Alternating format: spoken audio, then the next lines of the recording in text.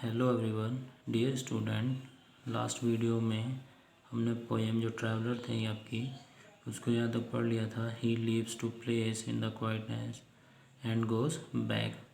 Next देखते हैं। The poet creates a strange eerie atmosphere by the use of likely words phrases and situation. कह रहे हैं कि पोएट जो है स्ट्रेंज क्रिएट कर रहा है किससे? एरिक एटमोसफियर, किसी भयानक वातावरण बना के। यूज़ अ लाइकली वर्ड, छोटे छोटे वर्ड्स को यूज़ करके, फ्रेजेस यूज़ करके और सिचुएशन क्रिएट करके। The tourist suggested a medieval mansion. The bird shows that the house is deserted. The starry night adds up to the atmosphere airiness, and the unchecked trees and fern about the houses confirm its solitude. कह रहे हैं कि the Tourette एक बुर्ज होता है, suggest कर रहे हैं कौन? पोएट। आ मेडिएवल मध्ययुगीन, यानी एक पुराना मध्ययुगीन का क्या है? मेंशन है, किला या हवेली है।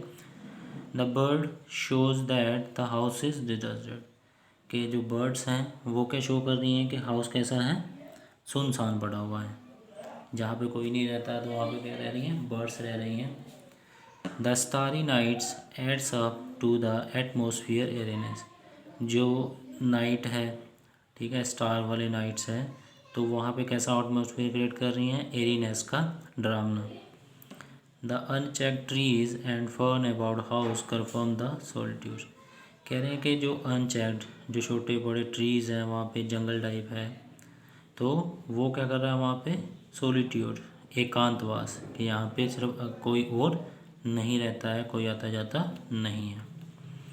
The poem highlights the two words, ठीक है, यहाँ पे दो वर्ड्स कर रही हैं। The living example the travel and the dead example the listener. कह रहे हैं कि जो लिविंग थिंग है वो कौन सी है? ट्रैवलर। और जो डेड थिंग है, जिनके बारे में जिक्र हो रहा है लिविंग थिंग के बारे में, वो कौन सी है? ट्रैवलर है। और डेड कौन है? लिसनर है।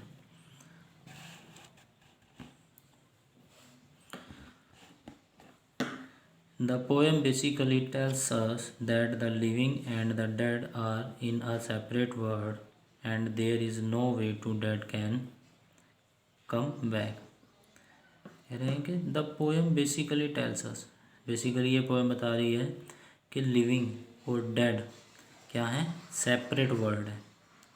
और कह रहा है कि और देयर इज़ नो वे, ऐसा कोई भी रास्ता नहीं है कि जो डेड हैं वो वापस आ जाएं। Indirectly, the poem tells us that a change is a must. Indirectly जो पोएम है वो ये कह रही है कि जो चेंजेस हैं वो क्या हैं? मस्ट हैं। Nothing will be with you forever and thus time is valuable.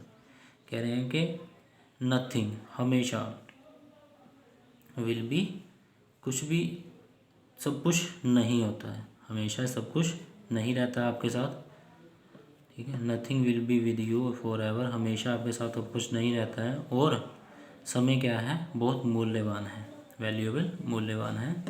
The poem also teach us to keep any promise which we make. और ये पोएम हमें एक टीचर्स देती है। क्या देती है? कि कविता ये बता रही है कि हमें अपने वादे, जो वादा हमने किया है किसी से, उसे पूरा करना चाहिए। क्या सिखा रही है पोएम? कविता, हम जो वादा रखते हैं किसी से, उसे हम, अगर हम वादा कर रहे हैं तो उसे हमें वादा को पूरा करना चाहिए। तो उसी वादे को पूरा करते हुए जो ट्रैवलर है वहाँ किसी से मिलने आता है, तो उसे आगे से सारी सिचुएशन मिलती है। I hope you understand. Thank you.